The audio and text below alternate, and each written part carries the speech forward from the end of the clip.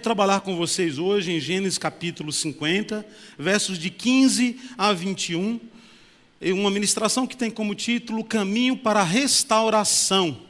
O caminho para a restauração. Queridos, e esse caminho muitas vezes é extenso. Esse caminho muitas vezes é tortuoso. Esse caminho para nós alcançarmos essa tão desejada restauração, muitas vezes é difícil. É um caminho que, infelizmente, em tantas e tantas situações, produz em nós sofrimento. É um caminho que muitas vezes passa pelo vale do conflito, da dificuldade, da provação, da decepção, da amargura, da injustiça, da dor.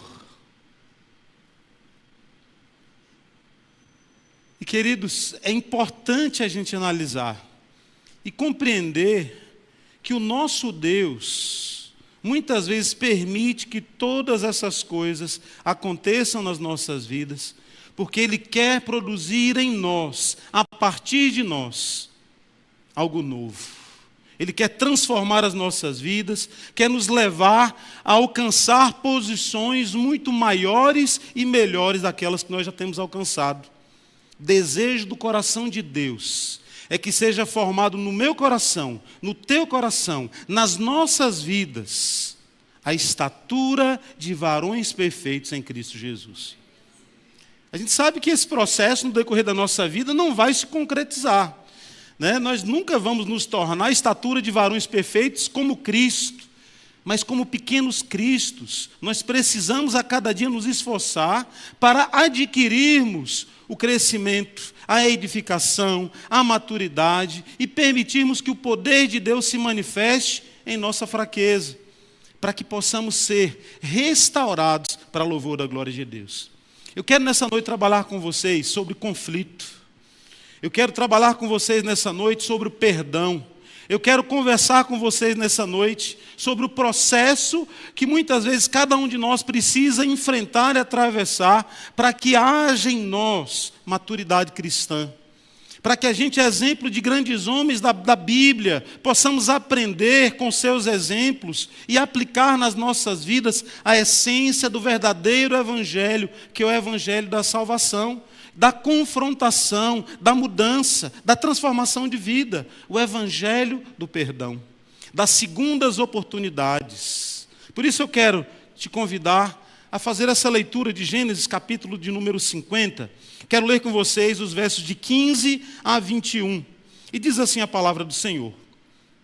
Vendo os irmãos de José, que seu pai já era morto, disseram: é possível que José tenha ódio de nós, certamente nos retribuirá todo o mal que lhe fizemos. Por isso, mandaram dizer a José: o seu pai, antes de morrer, ordenou o seguinte: é isto que vocês dirão a José: perdoe, por favor, a transgressão de seus irmãos e o pecado que cometeram, porque eles lhe fizeram mal. Agora pedimos que perdoe a transgressão dos servos do Deus de seu pai. Ao ouvir essas palavras, José chorou. Depois vieram também os seus irmãos, prostraram-se diante dele e disseram: eis-nos aqui, somos seus servos. Mas José respondeu: não tenham medo. Será que eu estou no lugar de Deus? Vocês, na verdade, planejaram mal contra mim, porém Deus o tornou em bem, para fazer como estão vendo agora, que se conserve a vida de muita gente. Portanto, não tenham medo, eu sustentarei vocês e os seus filhos. E assim José os consolou e lhes falou ao coração. Amém, queridos? Vamos falar com Deus mais uma vez. Senhor, nós queremos te agradecer pela tua palavra que foi lida. Ó Deus, por essa história tão bonita, Pai. Essa história tão difícil de ser seguida. Mas, Senhor, que expressa e que nos mostra, Senhor, que o caminho da restauração passa pelo perdão. Que o caminho da restauração passa pelo amor, passa pela compaixão, ó Deus, e que em nome de Jesus, nesta noite, o Teu Santo Espírito venha produzir em nós a restauração necessária para que possamos viver de acordo à Tua vontade, para a honra e para a glória do Teu nome. Fala conosco. Queremos ouvir a Tua voz. Trabalha na vida e no coração entristecido, amargurado. Ó Deus, que por algum motivo foi injustiçado, traído. Mas, Senhor, que haja em nós crescimento, edificação, transformação de vidas, para que possamos testemunhar o mundo, a diferença que há entre aqueles que foram lavados pelo sangue de Jesus e aqueles que vivem uma vida de pecado afastados de Ti. Queremos fazer a diferença e, para isso, produz em nós o crescimento necessário, a maturidade necessária para o louvor do Teu santo e eterno nome. É o que nós Te pedimos, em nome de Jesus. Amém. Amém, amados? Meus amados, não é possível viver nesse mundo sem enfrentarmos conflitos, sem enfrentarmos desafios, sem em tantas e tantas situações estarmos envolvidos em desentendimentos. Isso acontece o tempo todo. Não existe igreja perfeita, irmãos. E se porventura você souber que tem uma igreja perfeita, pelo amor de Deus, não vai para lá não. Fica onde você está, porque senão ela vai deixar de ser perfeita. Porque se eu for, se você também for, a gente vai com os nossos defeitos, a gente vai com as nossas falhas, e aquela igreja que por algum motivo, por algum milagre, era a igreja perfeita, vai se tornar uma igreja imperfeita, porque nós somos imperfeitos. Nós erramos, nós falhamos, enfrentamos conflitos muitas vezes, até sem merecer. Até pelo simples fato de a gente dar uma opinião com base na nossa fé, nós já conseguimos arranjar um monte de conflito por aí. Basta pregar a palavra de Deus. Basta de diminuir um pouquinho o filtro, que as pessoas já interpretam mal. Conflitos surgem, seja no meio profissional, seja no meio familiar, seja dentro da igreja, seja dentro do casamento, seja entre irmãos. Conflitos fazem parte da vida.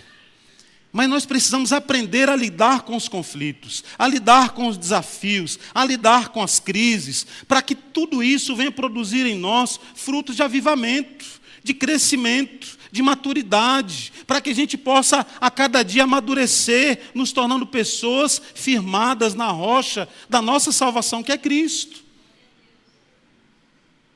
Eu gosto de uma frase do saudoso Antônio Hermídio de Moraes, né? Um dos maiores empresários do Brasil. Ele dizia o seguinte: com crise se cresce. Eu acho que essa frase, para um país como o nosso, que vive mergulhado em crise, né? Eu me lembro de crise desde que eu nasci.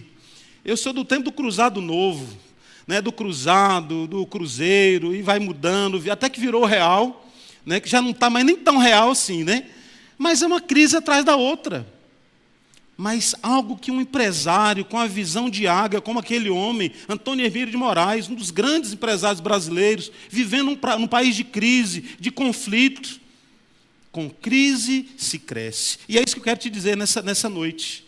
Que a crise, que o conflito possa produzir na minha vida, na tua vida, crescimento, edificação, que nós venhamos por meio da crise, por meio dos conflitos, absorver o crescimento, a maturidade que Deus quer trabalhar nas nossas vidas. Porque se isso não acontecer, diante de uma determinada crise, o Senhor vai permitir que outras crises se levantem na nossa vida, outros conflitos se levantem na nossa vida, porque o compromisso dele conosco é de nos tornar pessoas aperfeiçoadas à imagem do Senhor Jesus. Então, aprenda com o conflito, aprenda com a crise, permita que em nome de Jesus esse conflito ele tenha a oportunidade de te levar a superar os desafios, a te tornar uma pessoa mais forte, mais resistente, mais resiliente.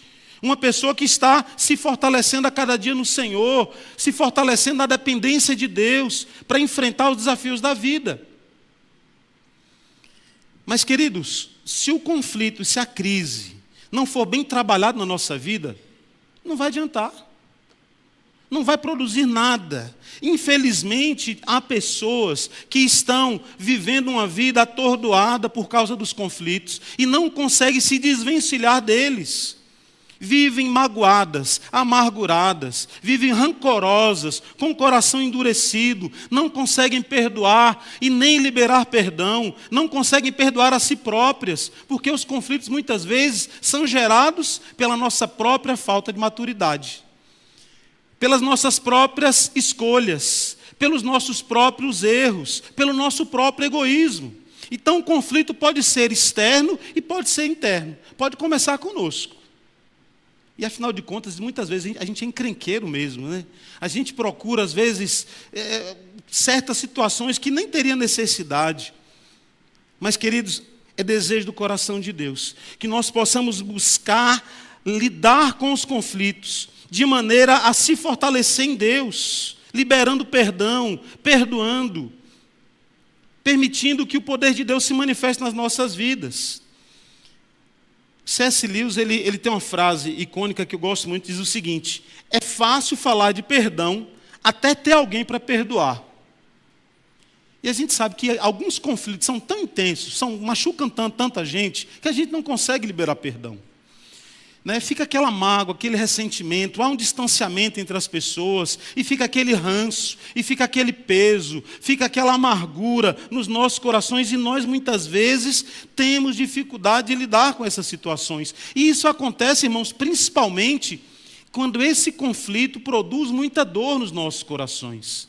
E muitas vezes essa dor ela é potencializada nas nossas vidas quando nós somos injustiçados, quando nós pagamos por algo que nós não devemos.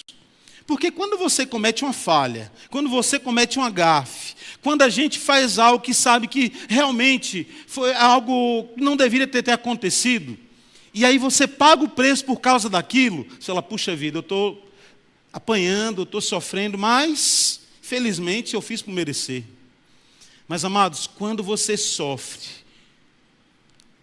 pela injustiça, é difícil. É difícil. A dor da injustiça é uma dor que incomoda profundamente os nossos corações. E o texto que nós acabamos de ler, ele traz aqui o desfecho final de uma situação na qual um homem chamado José do Egito, ele sofria por 20 anos, irmãos, 20 anos, pelo fato de um dia ter sido traído pelos seus irmãos. Por causa da inveja, por causa do ciúme, por causa de pessoas que não conseguiam, enxergar o amor que um pai expressava na vida de um filho.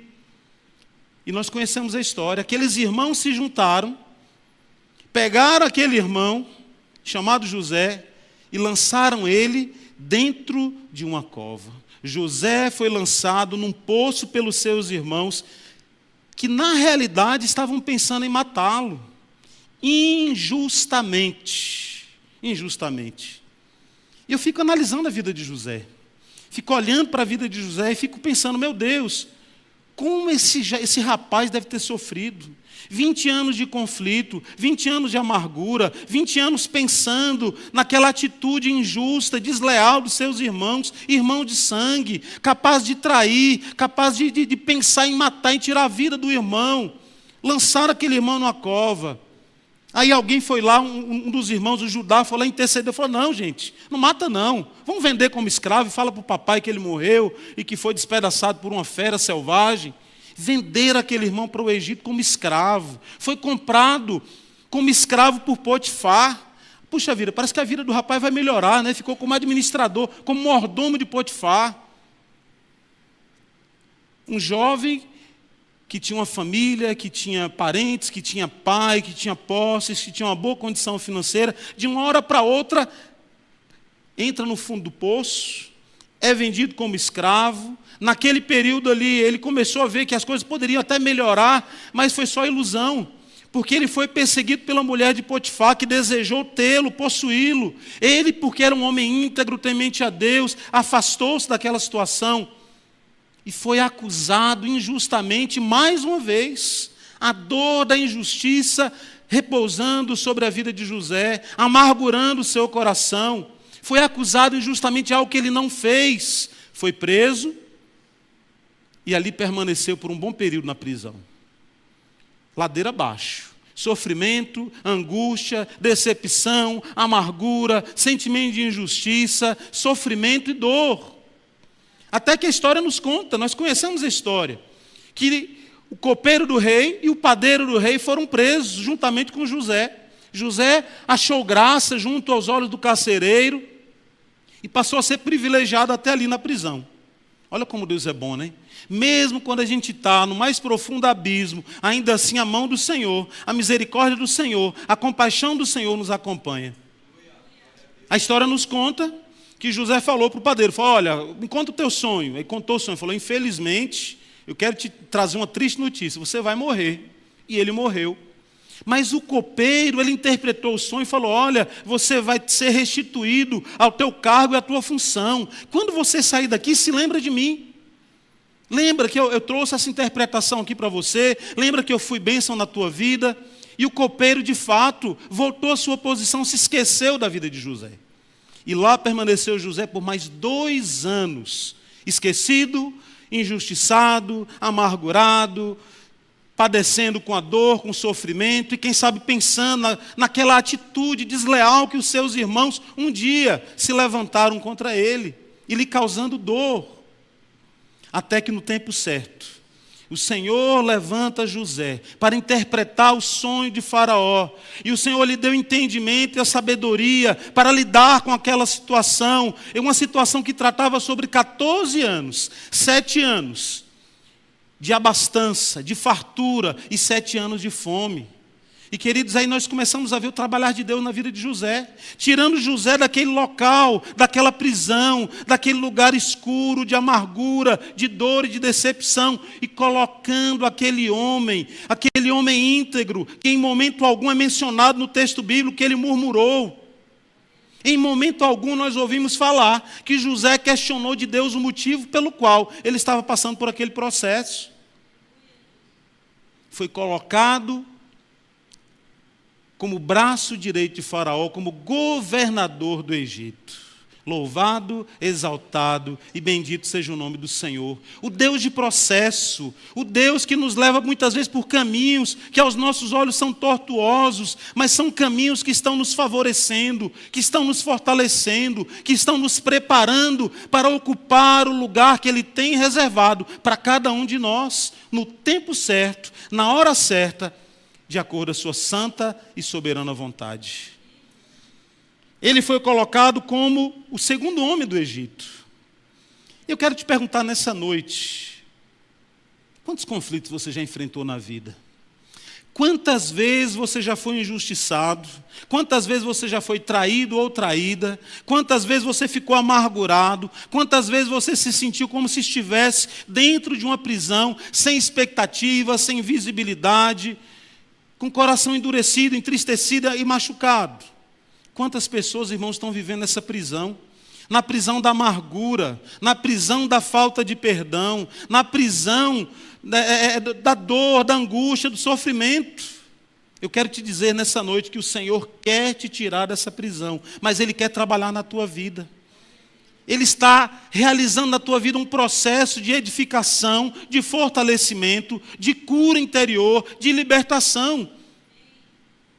E nós conhecemos a história. E tem até um ditado popular que eu gosto muito, que diz o seguinte: o mundo dá voltas, né? O mundo dá voltas. Tem até um amigo meu que diz o seguinte, que até as pedras se encontram, quanto mais as criaturas, né? O mundo dá voltas, irmãos. E aquele jovem que foi vendido pelos seus irmãos, aquele jovem que foi traído pelos seus irmãos, agora era o grande governador da maior potência daquele período, que era o Egito. O homem de confiança do faraó. E conforme a interpretação que o Espírito de Deus trouxe a José, haveriam 7 anos de abastança e de fartura, mas depois dos 7 anos de fartura e de abastança, viriam 7 anos de provação e de fome. E foi nesse período nos primeiros anos desses 7 anos de provação e de fome, que algo inusitado aconteceu na vida de José. De repente, José se depara com aqueles irmãos que lhe traíram. Aqueles irmãos que um dia lhe lançaram numa cova, aqueles irmãos que agiram injustamente e que pensaram em tirar-lhe a vida. Só que agora, olha a posição de José, governador do Egito, E os irmãos ali querendo comprar algumas sacas de cereal para não morrer de fome. E aí eu te pergunto, se você estivesse no lugar de José, num momento como esse, tendo as pessoas que te machucaram, que te perseguiram, que te fizeram sofrer, precisando da tua ajuda, qual seria a tua atitude? Como é que nós agiríamos diante de uma situação dessa? Olha, irmãos, sinceramente, né, a gente fica até com água na boca, né?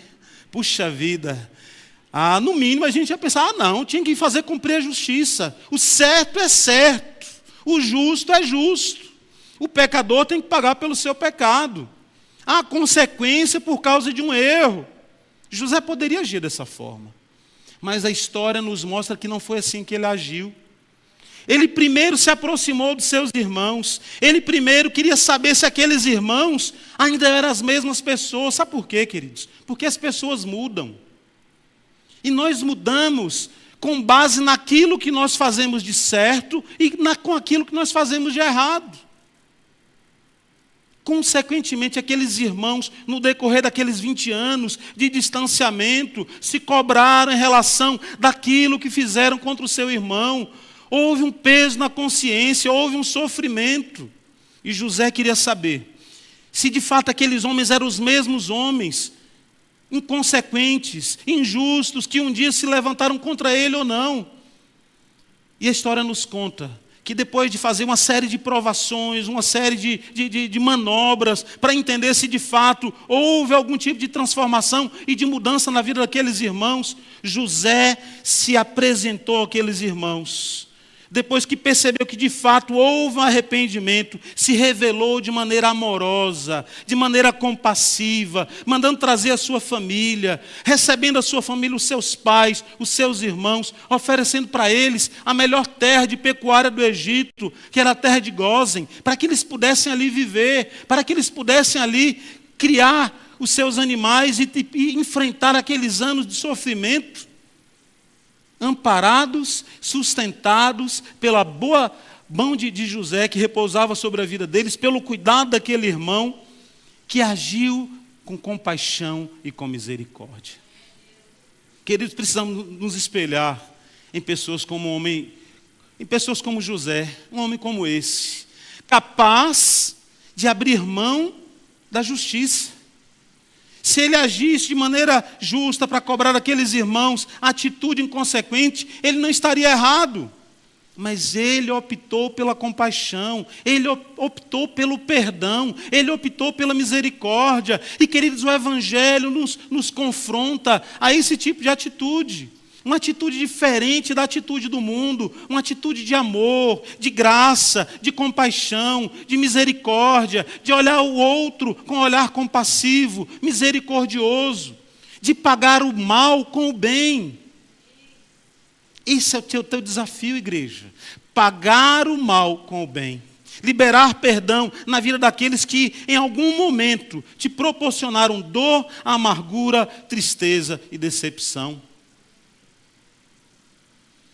Eu quero trabalhar com vocês nessa noite 3 pontos muito importantes sobre o processo de restauração familiar ou em qualquer área da tua vida. E eu quero te dizer que a restauração familiar ou a restauração como um todo passa pelo reconhecimento da soberania de Deus. Olha só o que está escrito lá em Gênesis, capítulo 50, verso de número 20. Olha só. Depois que José se dá a conhecer aos seus irmãos, age com compaixão e com misericórdia, a palavra de José para os seus irmãos foi a seguinte: vocês, na verdade, planejaram o mal contra mim, porém Deus o tornou em bem para fazer como vocês estão vendo agora, que se conserve a vida de muita gente. Louvado seja o nome do Senhor. Exaltado seja o nome do Senhor, porque Ele nos traz personagens, pessoas bíblicas como José, pessoas capazes de compreender todo o processo da sua vida, em compreender que uma mão poderosa estava conduzindo a sua vida, mesmo nos momentos de aflição, mesmo quando ele foi condenado injustamente, mesmo quando ele foi lançado num poço, mesmo quando ele estava preso numa prisão injustamente. Ele contemplava a mão do Senhor, irmãos. E eu quero te dizer, a mão do Senhor também está sobre a tua vida. Por mais que esteja difícil, por mais que o processo seja doloroso, por mais que você tenha sido injustiçado, por mais que você tenha sido traído ou traída, por mais que haja dor e tristeza no teu coração, a mão do Senhor se estende sobre a tua vida. E você sabe para mim qual que é o texto mais difícil na Bíblia? Eu considero esse texto difícil. Irmãos, o entendimento e a aceitação desse texto é muito difícil, quando a palavra nos afirma que todas as coisas contribuem para o bem de quem? Daqueles que amam a Deus. Vamos falar esse versículo todos juntos? Todas as coisas contribuem para o bem daqueles que amam a Deus. Momentos de alegria contribui para o teu bem. Momento de aflição contribui para o teu bem. Momento de decepção também. O Senhor está forjando o teu caráter. O Senhor está forjando a tua personalidade. O Senhor está transformando a tua vida. O Senhor está gerando em ti e na tua família algo novo. O Senhor quer nos transformar para que nós possamos resplandecer o semblante de Cristo a partir das nossas vidas. Mas José compreendia, irmãos, que nada sai do controle de Deus. O nosso Deus está no controle da história. As pessoas ficam angustiadas. Meu Deus, será que já está no Apocalipse ou não? Irmão, se estiver no Apocalipse, amém. Significa que Jesus está se aproximando. Significa que o nosso encontro com Cristo a cada dia se aproxima mais e mais. Significa que nós já podemos até contemplar o fulgor da sua glória se aproximando. Receba a palavra de Deus, receba a presença do Senhor, compreenda que você não está sozinho, as provações estão te temperando, estão te fortalecendo, estão gerando na tua vida resistência, resiliência, capacidade de lidar com os desafios para louvor da glória de Deus.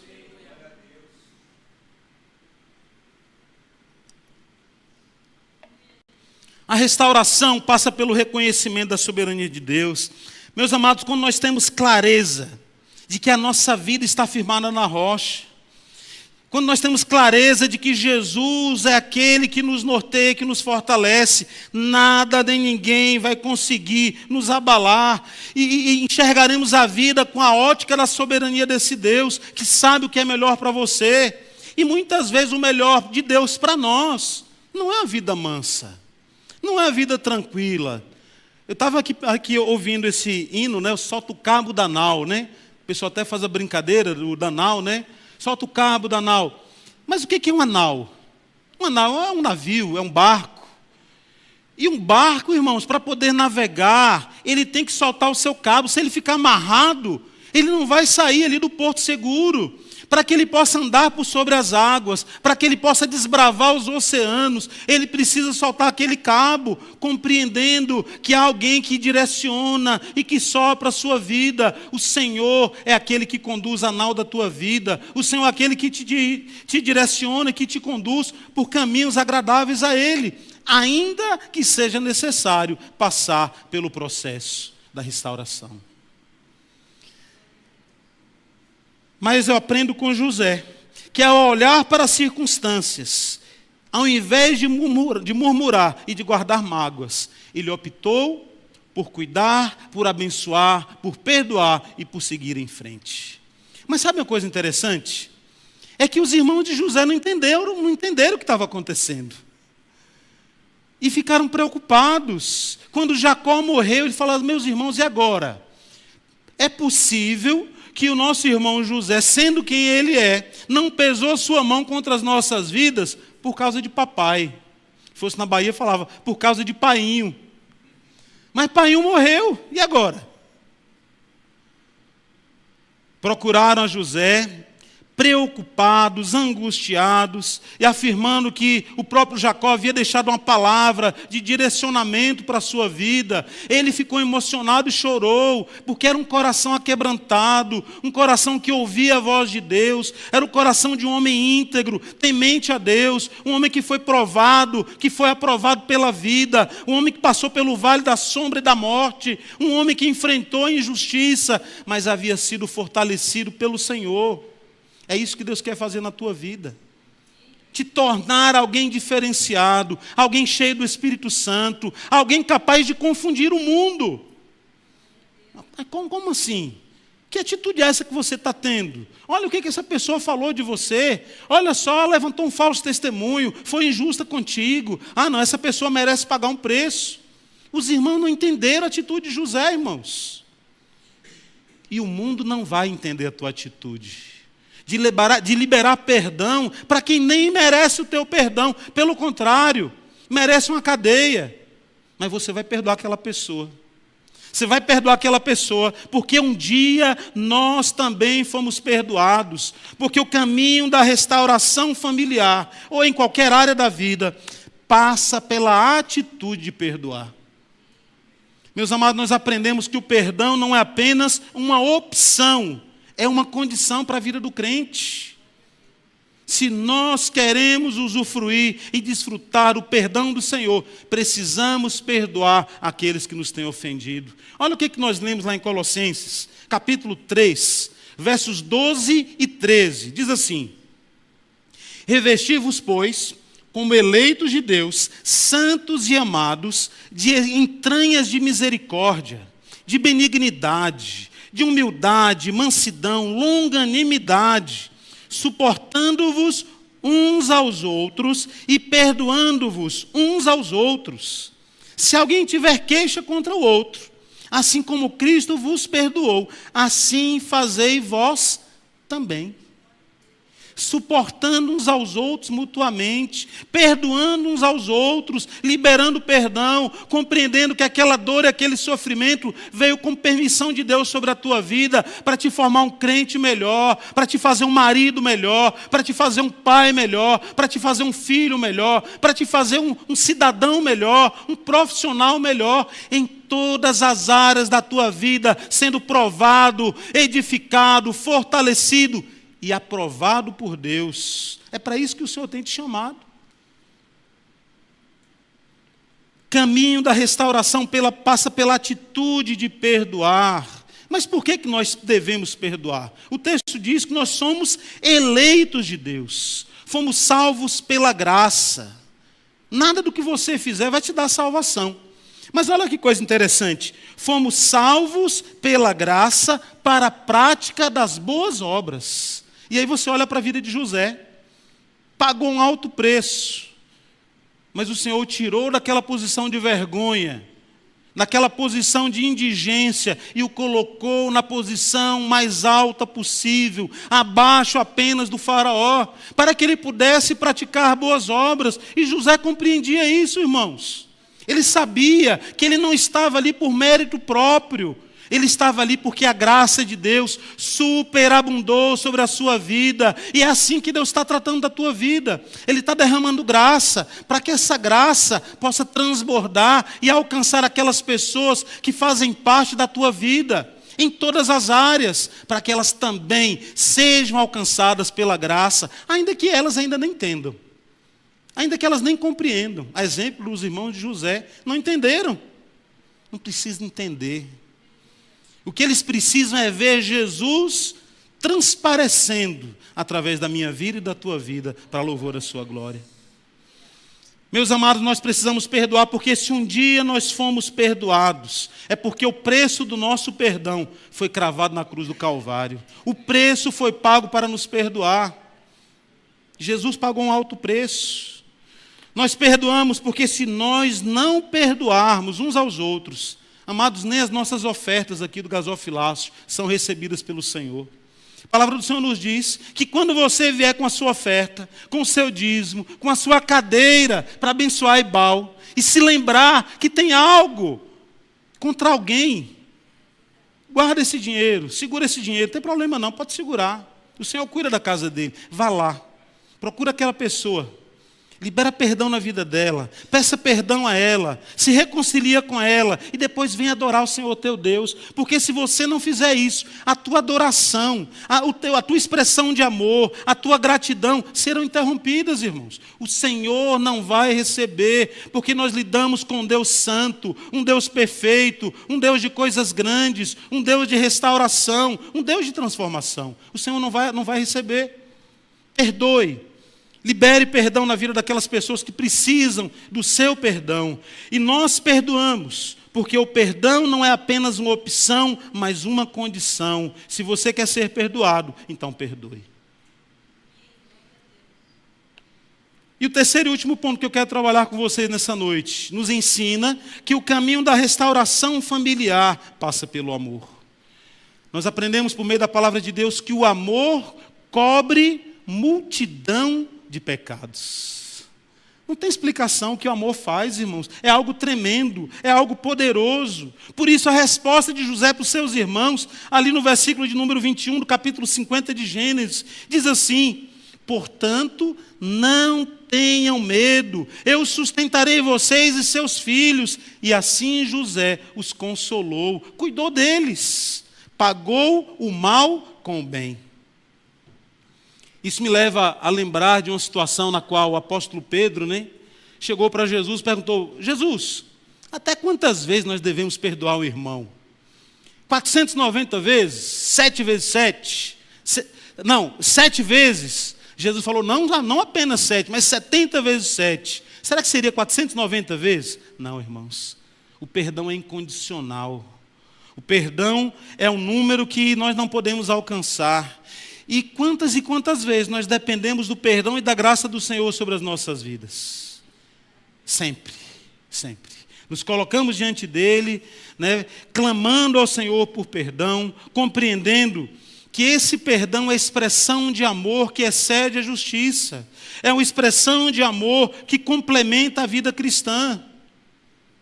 Tem uma parábola que nós conhecemos como a parábola do credor incompassivo, que trata sobre uma pessoa que devia muito a um rei, e a dívida daquela pessoa, se fosse colocado hoje em reais, seria equivalente a 50 bilhões de reais, fazendo um cálculo matemático.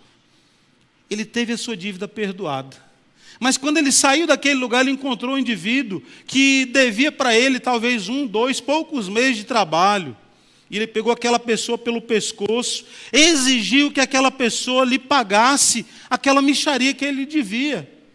Muitas vezes é assim que a gente faz. Tendo consciência da dimensão do perdão do Senhor sobre as nossas vidas, nos apegamos com as dívidas daqueles que têm se levantado contra nós e não abrimos mão para perdoar. Olha para a vida de José. Injustiçado, amargurado, esquecido, preso injustamente, mas expressou amor, misericórdia, compaixão, produzindo por meio da sua atitude uma restauração familiar. 20 anos que foram perdidos, agora foram para a glória de Deus, restaurados, para que houvesse uma convivência agradável entre eles. Ele falou para os seus irmãos: por acaso eu sou Deus diante de vocês? Com isso ele estava dizendo: irmãos, eu não tenho nem direito de não liberar perdão para vocês, porque o Senhor tem me perdoado. Ele tinha consciência disso. Que cada um de nós aqui tenha consciência de que os conflitos, de que as provações, de que as dificuldades da vida, de que os problemas, de que as injustiças que nós sofremos, as dores, as amarguras, vêm com permissão do Senhor, para gerar em nós crescimento, edificação, maturidade e a capacidade de compreender que há um Deus soberano, um Deus que tem o domínio da história, um Deus que, por mais que esteja vendo o teu sofrimento, Ele está preparando para a tua vida a restauração, a oportunidade de sair de uma posição de humilhação e te colocar numa posição de honra, para que você alcance, para que você seja privilegiado pela graça e que essa graça possa também se reproduzir na vida das pessoas que fazem parte da tua convivência. José nos ensina que os conflitos precisam ser tratados, precisam ser elaborados. Ele nos ensina que a mágoa e o ressentimento não devem contaminar os nossos corações a ponto de nós não liberarmos perdão na vida daqueles que precisam ser perdoados. Aprendemos com José que se nós quisermos viver em paz e em plenitude, Devemos liberar perdão para as pessoas, mas também para nós mesmos. Cada um de nós aqui, muitas vezes, tem alguma cobrança pessoal. Puxa vida, não devia ter feito isso. Puxa vida, essa atitude foi inadequada. Tantas pessoas, irmãos, que não conseguem se perdoar, não conseguem liberar perdão para si. Perdoa você também. A palavra do Senhor nos diz que nós somos pó e barro. O Senhor conhece a nossa condição e sabe que nós somos pó. Libera perdão para a tua vida. Peça ao Senhor oportunidade de fazer diferente.